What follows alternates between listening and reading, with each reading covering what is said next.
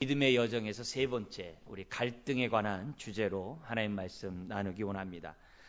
첫 번째, 믿음의 여정에서 우리는 믿음의 여정이 어떻게 시작된다고 했습니까? 내가 원해서, 내가 뜻해서, 내가 자원해서 믿음의 여정이 시작되는 게 아니라 하나님의 은혜로 우리를 부르실 때, 하나님이 우리를 지명하여 부르실 때부터, 부르심에서부터 믿음의 여정이 시작된다라고 여러분에게 말씀을 드렸습니다. 그리고 우리의 인생이 믿음의 여정과 일치할 때 그 삶이 복되다는 말씀을 나눴고요. 두 번째는 지난주에 믿음의 여정 가운데 있어서 닥칠 수 있는 위기에 대해서 미리 알고 대비하자라고 말씀을 드렸습니다. 우리가 믿음의 여정 가운데 위기를 당하는데 그때마다 상황에 따라 형편에 따라서 움직이는 것이 아니라 끝까지 눈에 보이지 않는 하나님을 신뢰하고 약속을 붙잡으면서 우리가 위기를 극복해 나가자고 말씀을 드렸습니다. 오늘은 세 번째로 믿음의 여정 가운데 우리가 겪을 수 있는 갈등, 인간관계에 있어서의 갈등을 다루고자 합니다. 위기가 바깥에서부터 오는 것과 같이 이제는 안에서부터 갈등을 겪게 되는 것이 믿음의 여정이라는 것을, 또 인생이라는 것을 저와 여러분들이 잊지 말아야만 합니다. 우리가 처음 예수 믿고 신앙생활할 때 모든 게 얼마나 좋습니까? 교회 오는 게 좋고, 교회 나와서 찬양하고 예배하는 게 너무너무 좋고, 저 같은 경우에는 매일 교회 왔던 것 같아요. 어린 시절에 매일 교회 와서 그냥 교회 사람들 만나고 또 찬양하고 기도하고 이런 것들이 너무 좋았던 것 같아요. 여러분도 마찬가지죠. 은혜를 받으면 교회 다니는 사람들이 그렇게 좋잖아요. 또 교회 오는 게 이렇게 또 좋고, 교회 사람 만나는 게 기쁘고, 그러다가 어느 날 갑자기 교회도 세상과 다를 바 없네, 이것을 느낄 때가 있죠. 교회도 세상 사람들처럼 이기적이고 때로는 정욕적이고 자기만 위하는 그런 사람들이 있네, 이런 생각을 갖게 될 때 많은 갈등을 갖게 되고 또 아픔을 느끼게 되고 심지어는 큰 상처까지 받게 되죠.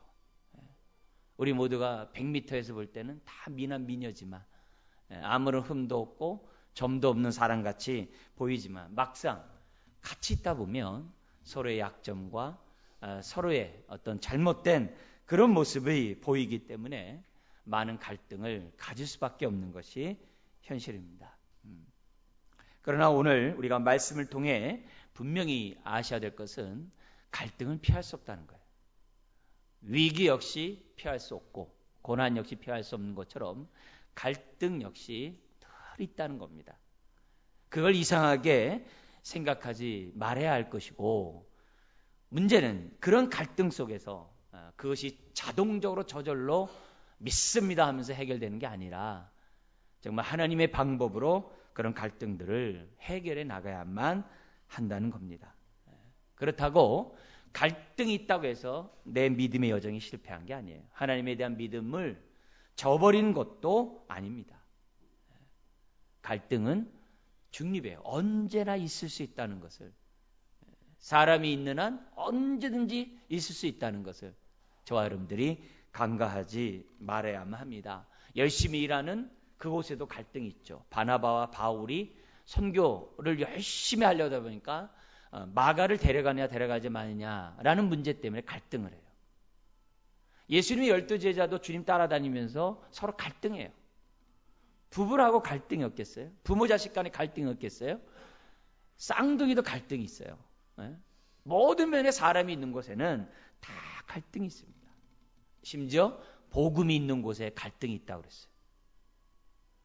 가족에 갈등이 생겨난대요. 부모와 자식 간에, 며느리와 다 갈등이 생겨난다는 것이 주님의 가르침이기도 합니다. 문제는 이런 갈등을 어떻게 믿음의 눈으로 바라보고 해결하느냐이게, 고난을, 위기를 잘 극복함으로 우리의 신앙이 연단받는 것처럼 갈등을 잘 해결할 때 우리가 더욱더 그리스도 안에서 한 몸이 되고 한 가족이 될 수 있다는 것을 우리는 잊지 말아야 합니다.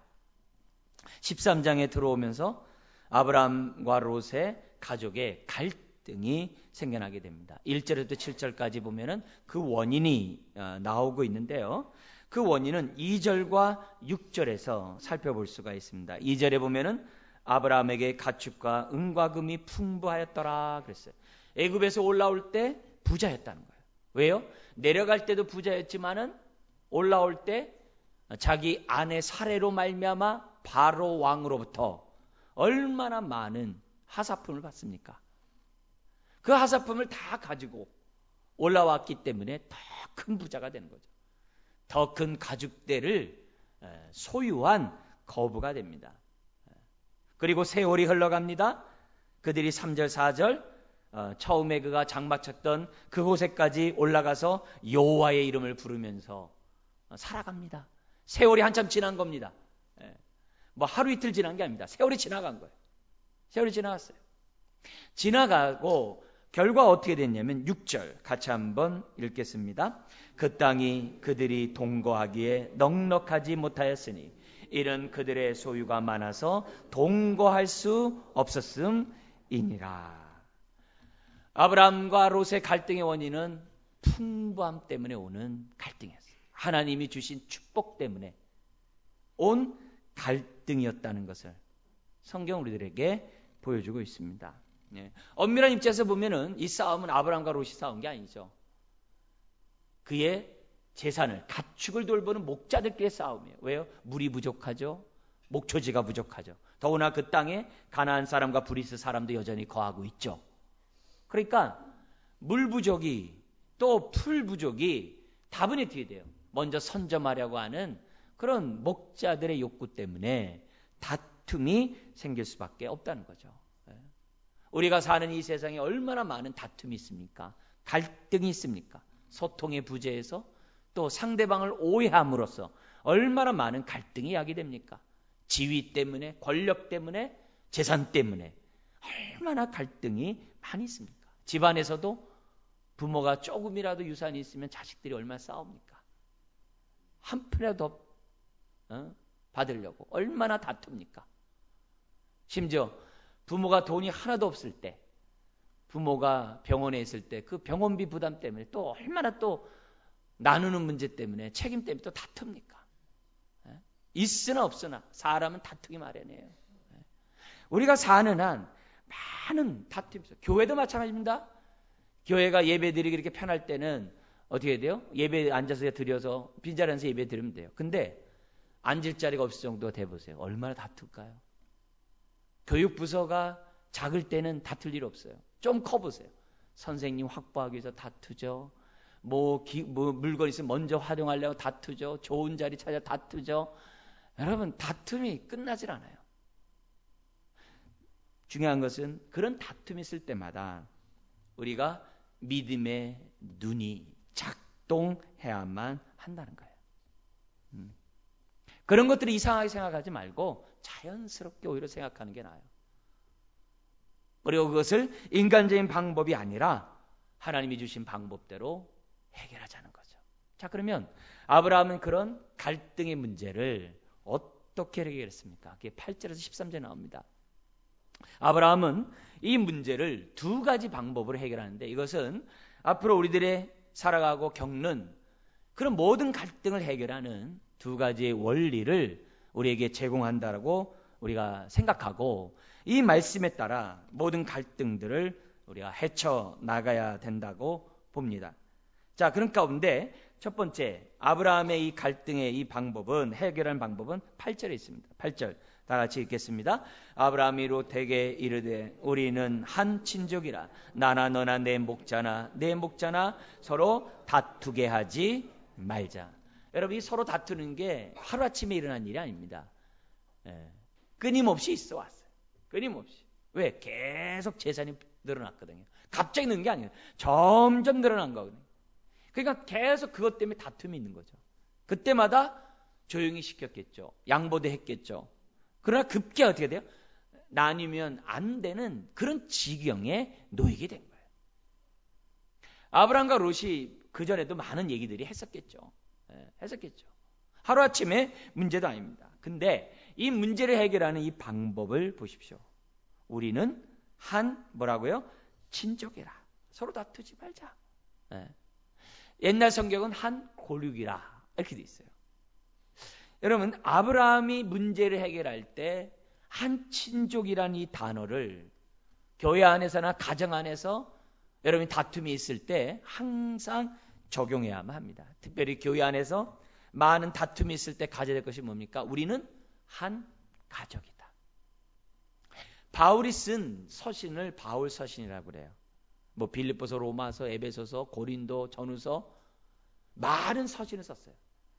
근데 그 서신은 각 교회에게 쓴 편지입니다.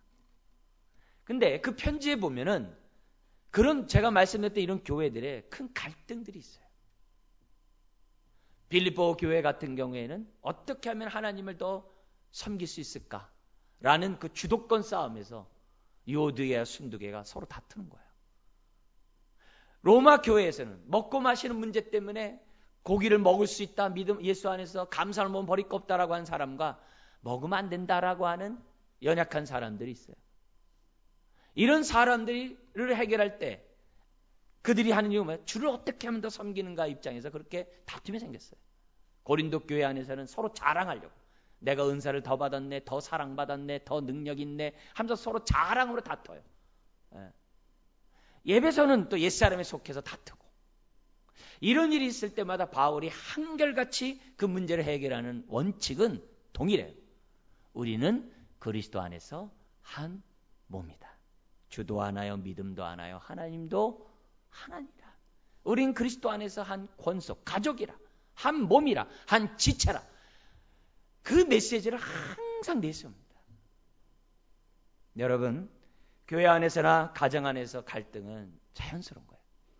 그럴 때마다 우리가 가져야 될 안목은 뭐냐면 우리는 한 가족이라는 그런 생각을 저와 여러분들이 정말 놓쳐서는 안 된다는 것을 기억해야 됩니다. 그래서 에베소서 4장 1절 같은 데서는 성령이 하나 되게 한 것을 힘써지게, 가만히 있어서 되는 게 아닙니다.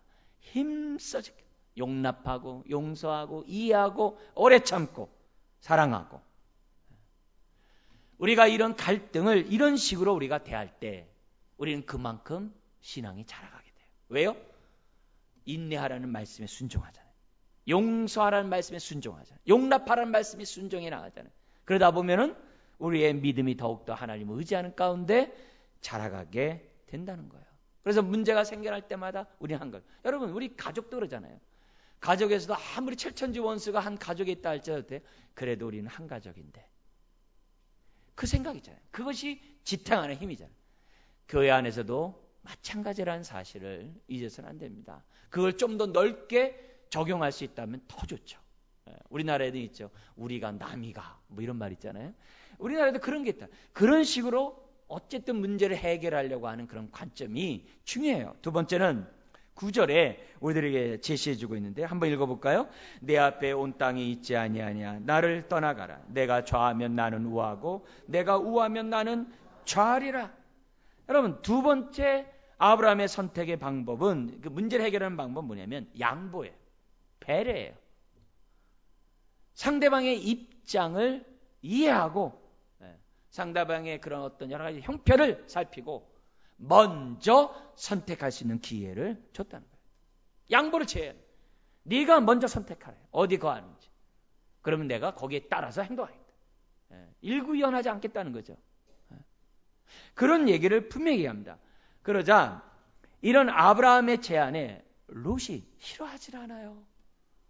그래도 아버지가 일찍 죽고 큰아버지가 그래도 어렸을 때 키워가지고 지금까지 왔는데, 이때 롯의 나이가 약 한 50세 정도, 그쪽 나이 정도 됐다고 추측을 해요. 그때까지 키워줬으면 뭔가 어떻게 돼요? 죄송합니다. 제가 이 목자 가축들을 잘 타일러서 다시 이런 일이 생겨나지 않도록 하겠습니다. 라든지, 아니면 제가 좀 더 다른 지역에서 있을 테니까 언제든지 제가 아브라함 당신과 함께 내가 있기를 원한다든지, 아니면 하나님이 당신과 함께 하기 때문에 내가 절대 당신을 떠날 수가 없습니다. 다른 방법을 나에게 알려주십시오라든지 여러 가지 이유를 댈 수 있었을 거예요. 근데 롯의 마음에 내 나이도 50도 되고 나에게도 많은 종들도 있고 많은 돈도 있고 가축도 있고 은금이 풍부하기 때문에 뭐 하고 싶은 거예요? 독립하고 싶은 거죠. 나도 한 가문을 일으키고 싶어하는 그런 마음이 있었던 거죠. 그러니까 아브라함의 선택이 뭐냐면 그러면 네가 선택하라. 그리고 네가 원하는 대로 떠나라 이게. 우리가 이것을 뒷받침해 주는 게 10절 때문에 그래요. 그 말을 제치하자마자 그렇게 제안하자마자 10절에 이에롯이 눈을 들어 말 떨어지자 무섭게 눈을 들어 딱 본 거예요. 이미 주변이 어디가 목초지가 있고 물이 많다는 거 이미 다 알아요. 이미 다 알아요. 예, 그러면서 이에롯이 눈을 들어 요단 지역을 바라본즉 소알까지 온 땅에 물이 넉넉하니 여호와께서 소돔과 고모라를 멸하시기 전이었으므로 여호와의 동산 같고 뭐와 같다고 그래요? 애굽 땅과 같았다. 지금 애굽에 갔다 온 지 얼마 됐다라고. 또 얼마 머물렀다고. 나일강 삼각주의 그 풍부한 그런 곡식이 아주 풍부한 그런 지역을 보면서 그는 뭐예요? 굉장히 선진국을 동경했던 것 같아요. 그러니까 저 딱 보니까 어떻게 돼요? 정말 살기 좋은 제2의 에덴 동산, 제2의 애굽 땅이 거기 딱 있는 거예요. 아마 이미적으로 다 봤겠죠. 왜냐하면 자기가 이렇게 지평에서 보는데 얼마나 그 다 전체를 보겠어요. 넓은 땅인데.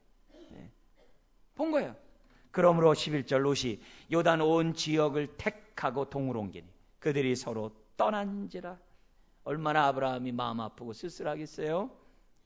그리고 아브라함은 가나안 땅에 거주하였고 롯은 그 지역의 도시들에 머물며 그 장막을 어떻게 했다고 그래요? 옮겨. 이게 문제예요. 거기에 있는 게 아니라 점점 옮겨서 어디까지 가요? 멸망의 도시 소돔까지 이르게 해요. 그리고 13절 소돔 사람은 여호와 앞에 악하며 큰 죄인이었더라. 아직 그 땅을 10절에 있는 것처럼 멸하시기 전이었어요. 그러니까 가장 화려하고 가장 번성하고 가장 타락하니까 멸하시잖아요. 그러니까 정점일 때 멸하시잖아요. 그 당시 소돔과 고모라 성은 아스팔트를 생산하는 그런 도시였어요. 그 당시 아스팔트가 건축에 있어 너무 중요한 재료였어요. 그래서 수출이 많이 이루어지기 때문에 그 도시가 굉장히 발달돼 있어요. 호시탐탐 주변의 나라들이 다 노리는 도시가 소돔과 고모라 성이었어요. 그러니까 얼마나 문명이 발달되겠어요. 발달됐겠어요. 그러니까 점점 그 가지가 어디로 가는 거예요? 옮겨가지고 소돔까지 가는 거예요. 네. 그런 장면. 자, 이런 아브라함의 이런 갈등을 해결하는 이 방법을 보세요. 큰 양보를 통해서 갈등이 일단락됩니다. 자, 근데 여기서 이런 질문을 할 수 있어요. 만약 롯이 가나안 땅을 선택했으면 어떻게 됐을까요? 그러면 롯이 가나안 땅 선택하면 자기는 어디로 가야 돼? 저 소돔과 고모라 성으로 가야 되겠죠. 네. 그래서 사람들이 무슨 생각하냐면 하나님이 가나안 땅을 나에게 줬어? 그럼 어떤 생각을 해? 대개 사람들이 나는 가나안 땅을 양보 못해. 가나안 땅은 내 거야. 빼앗기 전에 내가 선점해야지. 다 그렇게 생각합니다. 왜? 하나님이 약속한 땅이기 때문에. 그래서 사람들이 하나님을 의지하고 하나님을 붙잡기보다는 먼저 어떻게 돼요? 눈에 보이는 땅과 눈에 보이는 그 무언가를 붙잡으려고 사람들이 막 우왕좌왕하는 겁니다. 그게 모든 인생들이 갖고 있는 태도예요. 그러나 오늘 우리들이 여기서 분명히 알아야 될 우리 원리는 뭐냐면 하나님은 결코 우리의 분깃을 빼앗기지 못하도록 보호해 주시는 줄 믿습니다. 여러분, 하나님이 약속한 것은요 절대로 빼앗아갈 수 없어요. 우리 가장 본질적인 거, 하늘나라 누가 빼앗아가요? 우리가 자녀가 되고 하나님의 백성이 되고 천국을 소유한 거 누가 뺏어가요? 누가 뺏어가요? 우리의 영혼을 누가 뺏어가요? 심지어 예수님이 그래요. 너를 죽이는 순교, 너를 죽이는 사람을 두려워하지 말고 네 영혼을 지옥불에 던지는 자를 두려워하라. 그래요. 여러분, 우리의 하나님은 절대로 우리의 분깃을 빼앗기도록 내버려 두지 않아요. 아브라함은 하나님의 약속을 믿었어요. 설령 롯이 가나안 땅을 선택한다 하더라도 가나안 땅은 아브라함 거예요. 이유가 어쨌든 간에 아브라함. 근데 롯은 아브라함과 달리 믿음을 약속의 말씀 붙잡고 가나안 땅에 들어온 사람이 아니에요. 아브라함을 따라 롯이 가나안 땅에 들어온 사람이에요. 아브라함은 믿음의 눈이 있었지만 롯은 아브라함과 같은 믿음의 눈이 없었다는 것을 우리는 기억해야 돼요. 하나님을 믿지 못한 사람이 먼저 선점해요. 먼저 욕심을 부리는 거예요. 먼저 붙잡는 거예요. 여러분, 우리가 붙잡아야 될 것은 하나님이신 줄 믿습니다. 이걸 우리가 믿음의 여정 가운데 우리가 훈련해야 돼요. 왜 갈등을 우리 가운데 하나님이 허락했느냐? 이런 훈련들을 하라는 거예요. 그 순간에 붙잡아야 될 것을 붙잡을 훈련을 하라는 거예요. 먼저 내 스스로 움츠려 하지 말라는 거예요. 내가 붙잡으려고 하지 말라는 거예요. 여러분, 믿음의 여정에 신앙의 성숙은 갈등을 통해서 성숙하는 거예요. 고난을 통해 성숙하듯이 갈등을 통해 성숙하는 거예요. 아브라함은 이런 갈등 속에서 하나님을 신뢰함으로 하나님이 가나안 땅을 지켜주시고 가나안 땅을 나에게 다시 한번 보호해 주시는 그러한 손길을 보면서 아하, 내가 끝까지 붙잡을 것은 하나님이구나. 그런 사실을 약속의 말씀을 붙잡으면서 그는 자라갔던 것을 보게 됩니다. 여러분, 아브라함은 롯처럼 눈에 보이는 것을 따라 선택하지 않았습니다.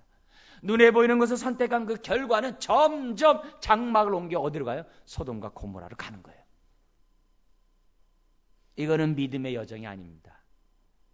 아브라함이 우리에게 보여준 믿음의 여정은 믿음은 바라는 것들의 실상이요 보지 못하는 것들의 증거라는 말씀에 따라 하나님의 약속을 붙잡고 나아갔다는 거예요. 자, 그렇다면 여기서 우리가 질문 하나 해야 됩니다. 오늘 지금까지 내가 살아오면서 신앙생활하면서 인생의 여정과 믿음의 여정이 지금 막 중첩됐다가 달라졌다가 막 이렇게 왔어요. 지금까지 왔어요. 그런데 오늘 이 순간까지 내가 신앙생활하면서 나를 이곳까지 오게 했던 약속의 말씀은 나에게 무엇인가? 그걸 질문해 봐야 돼. 나를 지금까지 인도했던, 나를 이끌어왔던, 또 이끌어갈 하나님의 약속의 말씀은 나에게 있냐 이게. 그리고 그것은 무엇이냐 이게. 만약에 없다고 한다면 믿음 여정 한다고 하면서 어떻게 산 거예요? 그냥 세상 사람들처럼 사는 거예요. 그냥 세상 사람들처럼 사는 거예요. 아닙니다. 믿음의 여정을 가는 사람은 나를 지금까지 오게 하는 하나님의 약속의 말씀이 있어요. 나를 붙잡고 있는 하나님의 약속이 있어요. 그래서 하나님의 부르심에 합당한 삶을 하나님의 뜻에 따라 살고자 하는 그런 모습이 사람마다 있어요. 크게 얘기할 수 있죠. 어떻게 해요? 하나님, 나는 먹든지 마시든지 하나님의 영광이 되기 원해요. 크게 얘기할 수 있어요. 또 먼저 그 나라 그 일을 구하는 것처럼 주님, 저는 이 땅에 하나님 나라가 임하기를 원해요. 주님, 저는 땅끝까지 주의 증인이 되기 원해요. 어디 있든지 나는 주의 사랑 드러내기 원해요. 그렇게 크게 얘기할 수도 있겠죠. 보편적인. 반면에 구체적으로 나의 나됨을 지금까지 오게 하면서 나를 이끌어왔던 하나님의 말씀, 그것이 나에게 분명하게 있어야만 한다는 거예요. 그래야 많은 갈등 속에서도 우리는 하나님을 신뢰하고 나아갈 수 있어요. 근데 그게 확실하지 않으면 갈등이 있을 때마다 자꾸 어떻게 돼요? 롯처럼 눈에 보이는 걸 선택해요. 아전인수격으로 막 선택을 해요. 눈에 보이는 것만 하다면 그 결과는 소돔과 고모라로 갈 수밖에 없어요. 좁게 얘기해서 여러분, 우리 교회 비전이 건강한 개인, 건강한 가정, 건강한 교회 재생산이에요. 교회 비전이 여러분의 신앙과 얼마나 밀접합니까? 교회 비전과 여러분의 정말 삶이 일치가 되지 않으면 지금 겉도는 겁니다. 하나님이 이곳에 모아주셔서 함께 교회를 세운 의미가 없는 거예요. 의미가 없는 거예요. 우리는 하나님의 뜻에 부합한 인생을 살아야 되고, 교회 안에서도 교회에 주신 하나님의 그 비전에 따라 내 인생을 드리면서 그리스도의 몸을 세워가야만 한다는 거죠. 동시에 우리가 생각해야 될 것이 있습니다. 여러분, 약속의 말씀을 붙잡고 살아가면 아까 뭐래요? 뺏기지 않는다고 그랬잖아요. 거기서 우리가 분명히 깨달을 것은 뭐냐면 하나님이 그 인생 책임져 준다는 거예요. 죽을 때 가장 마음 아픈 고백이 뭘까요? 나 헛살았어. 그거겠죠. 근데 죽을 때 하나님 감사합니다. 얼마나 복되겠어요. 약속을 붙잡고 살아가는 그 인생을 하나님이 반드시 책임져 준다는 것을 아브라함을 통해서 하나님은 우리들에게 말씀하고 있어요. 그래서 롯처럼 살지 말라는 거예요. 눈에 보이는 것대로 안목의 정욕대로 살지 말라는 거예요. 화려한 것을 쫓다가는 소돔까지 갈 수밖에 없다는 거예요. 그래서 갈등이 일어날 때마다 눈에 보이는 것, 주변의 상황에 따라 움직이지 말고 나를 부르신 그 부르심에 따라 그 은혜에 따라 우리가 선택하고 나가야만 한다는 거예요. 이런 의미에서 보면은 믿음의 여정과 우리의 삶의 여정에 달라요. 차이가 있어요.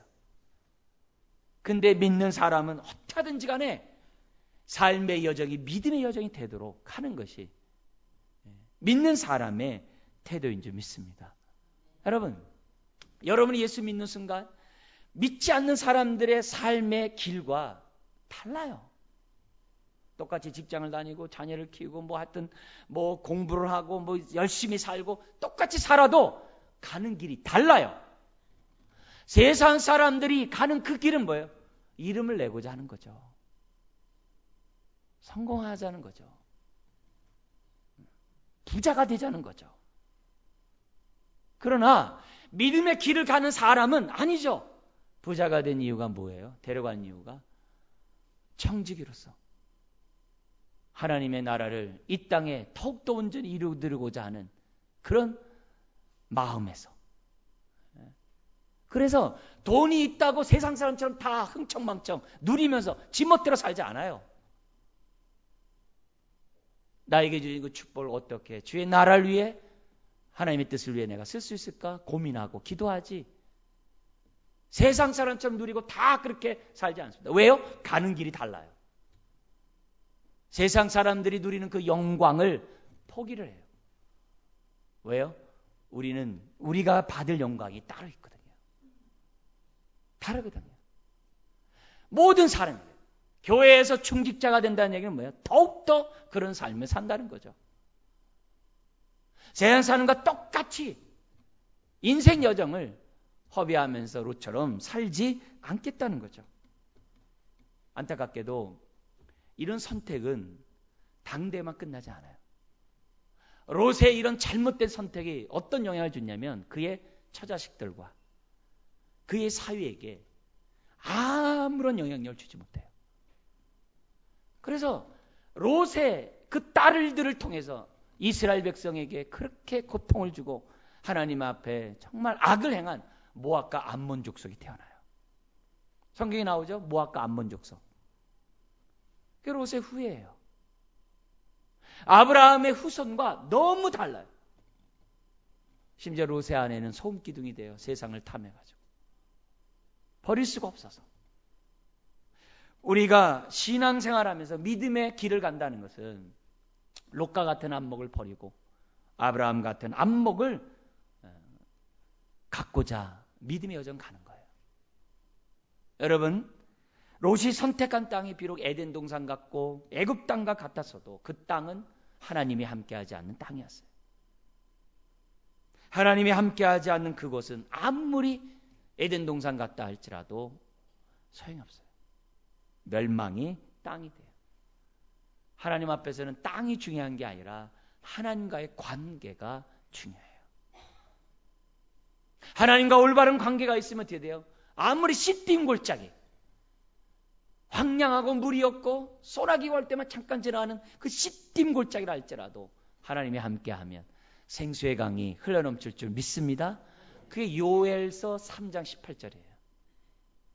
그래서 예수 믿는 사람은 신약에 그 배에서 생수의 강이 흘러나리라 그랬어요. 믿으면 그 배에서 생수의 강이 성령 쭉 충만한 삶이 생겨난다고 그래요. 그래서 함께하는 게 중요해요. 여기가 에덴 동산이네, 저희가 아우지 탕과이네, 그게 중요한 게 아니에요.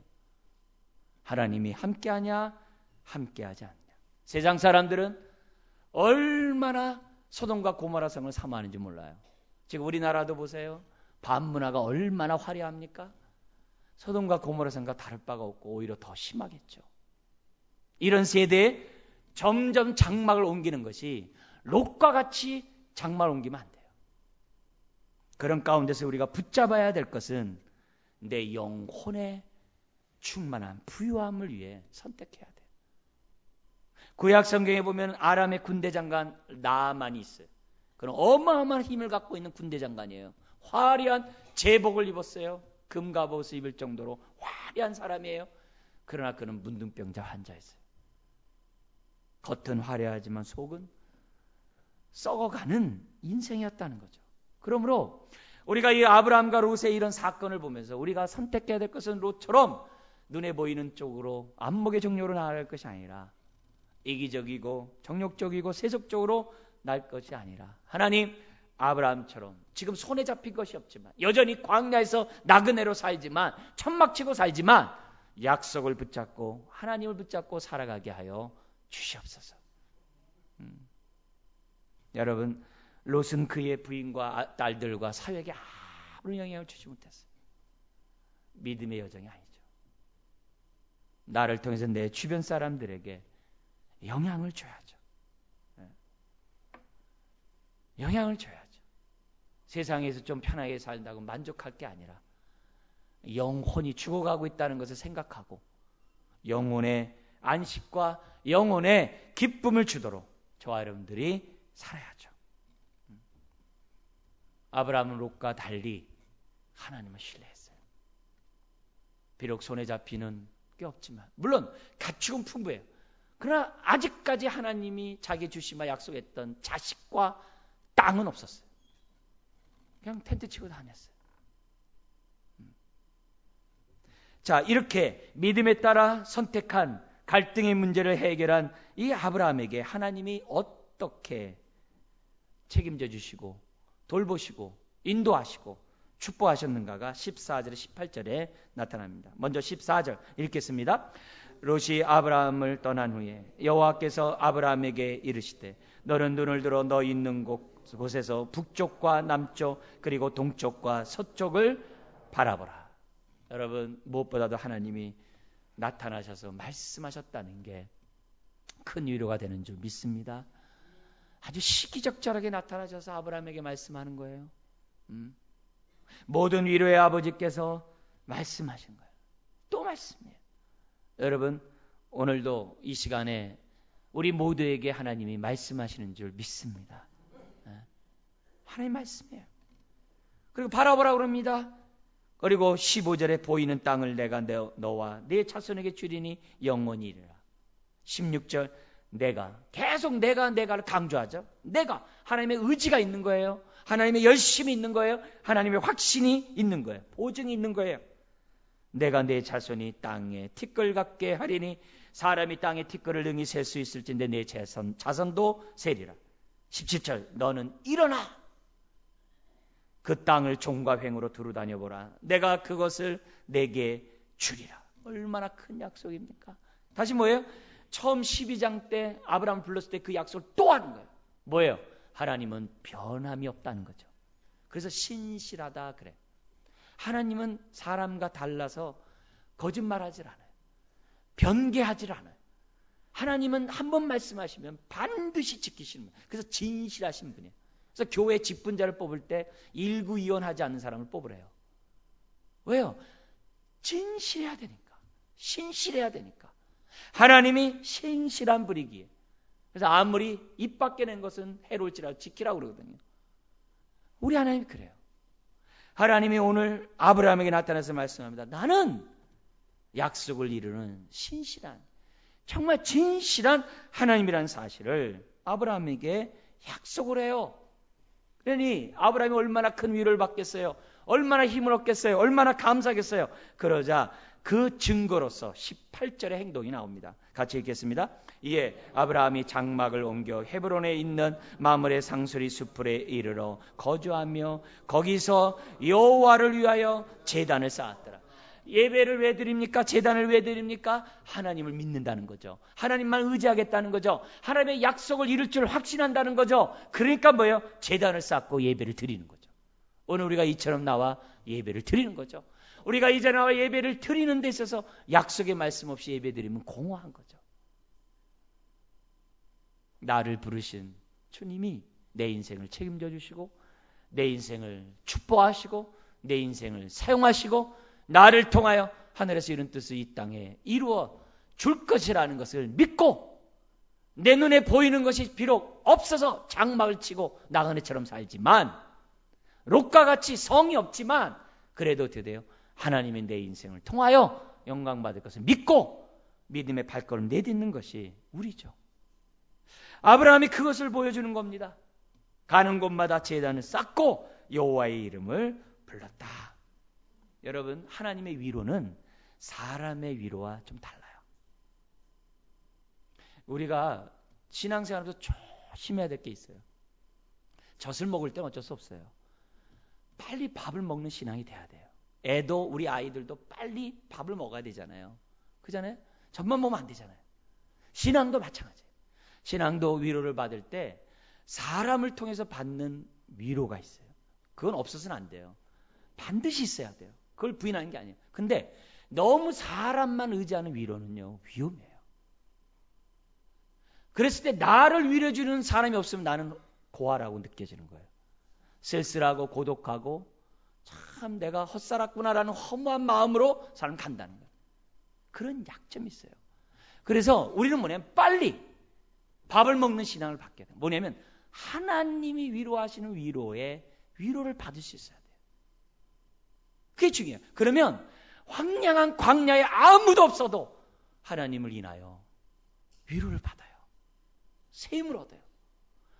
바울과 같은 사람은 감옥에 있어도 위로를 받아요. 매 맞아도 위로를 받아요.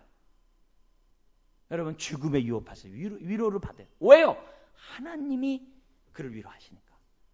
근데 하나님의 위로를 오늘 보면 어떻게 위로하시냐면은 비전을 따라 위로하세요. 이걸 받을 수 있는 믿음 가지시기를 주의 이름으로 축원드립니다. 네? 그냥 우리는 그냥 코 올리면 코 닦아주고 그냥 막 흥해라. 요 정도에서 우리들이 만족하면 우리 신앙은 잘하지 못해요.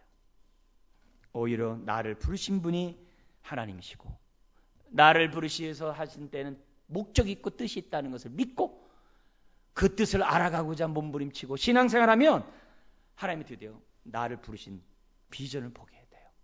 보게 하세요.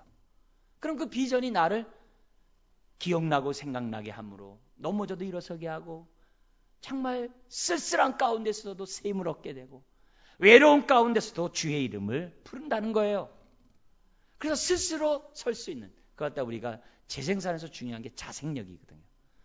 자생력을 갖는 신자가 되는 거예요. 자생력을 가져야 혼자 믿음의 여정을 가죠. 자생력을 못 가지면 꼭 누굴 의지해야 되거든요. 누굴 꼭 따라가야 되거든요.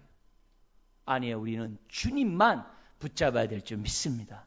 네. 그게 하나님이 우리에게 주는 비전이고 그 비전 속에 우리를 위로하시는 방법이에요. 하나님 우리가 세상에 야망 있는 자가 아니라 하나님 나라의 비전 있는 사람이 되고자 우리를 부르셨어요. 그러면 이 땅 소돔과 고모라 성과 같은 이 땅을 살아가는 우리들이 하나님의 약속의 말씀을 붙잡고 비전을 이루며 살아가는 우리가 되었죠. 그래서 하나님 나라를 이루고자 하는 그 비전이 내 삶 속에 가득 차 있어야죠. 우리가 자녀를 양육하고 돌보고 키우고 주일학교를 돌보고 키우고 교회에서 훈련하고 봉사하고 섬기고 행하는 그 모든 것들이 다 뭐예요? 그만큼 야망을 죽이고 그만큼 하나님의 꿈으로 가득 차기 위해서 우리가 봉사하고 희생하고 헌신하고 비우고 또 비우고 은혜로 채우고 또 채우고 채우는 거죠. 여러분, 비전을 상실한 사람은 갈 바를 알지 못한다 그랬어요. 성경에 보면. 그래서 비전을 상실한 사람은 인생을 상실한다 그래요. 살았다 그래요. 허무하게 살았다 그래요. 아닙니다. 하나님은 오늘도 말씀을 통하여 우리에게 꿈을 주세요. 비전을 주세요. 믿음의 여정길을 저와 여러분들이 걸어야 돼요. 갈등 가운데 있을 때 갈등은 중립이에요. 그걸 믿음으로 해결하면 아브라함처럼 더 클 것이고 안목의 정력으로 해결하면 타락할 수밖에 없습니다. 하나님이 우리에게 준 이런 갈등 속에서 우리가 자기 기질대로 해결할 게 아니라 하나님의 방법대로 해결해야 돼요. 기질대로 해결하는 방법이 4가지가 있죠. 사람들이요. 언제 갈등이 있냐 하면서 안 그런 척하는 스타일. 2번째는 무조건 양보하는 스타일. 3번째는 절대 양보 못하는 스타일. 4번째는 타협하는 스타일. 뭐 부부간이나 뭐 부모 자식간이나 4가지 방법은 이건 다 뭐예요? 세상적인 방법이에요. 나머지 한 가지 방법이 있어요. 서로 줄을 아는 지 속에 자라가고 서로 윈윈하는 방법이 뭡니까? 오늘 아브라함 우리에게 보여준 방법이에요. 이 방법을 저와 여러분들이 잊어서는 안 됩니다. 때로는 믿음의 여정의 길을 가는 사람을 보면 세상 사람들이 볼 때 답답하대요. 야, 너희들은 왜 주일날 지하에 가서 이렇게 뭐하냐? 예? 이 좋은 날 놀러 가지. 지금 가을에 이 단풍철인데 뭐하냐? 예? 그렇게 얘기해요. 답답하게 보입니다. 그러나 우리는 끝을 압니다. 우리의 인생이 어떻게 끝날 것을 우리는 확신합니다. 갈 바를 알지 못하는 인생이 아니라 갈 바가 분명해요. 믿음의 주여 믿음을 온전케 하시는 주님이 우리와 함께 있기 때문에 우리는 흔들리지 않아요. 비록 내 손에 아브라함처럼 잡힌 게 없어서 나그네처럼 장막의 길을 가지만 하나님은 그걸 통해 계속 연단시키세요. 점점 자라가게 해요. 얼마까지 연단시켜요? 75세에 불러가지고 100세 아들을 줬으니까 25년을 연단시켜요. 출애굽한 이스라엘 백성을 얼마 연단시켜요? 애굽 출애굽한 다음에 40년을 광야에서 연단시켜요. 여러분 몇 년 연단 받으셨어요?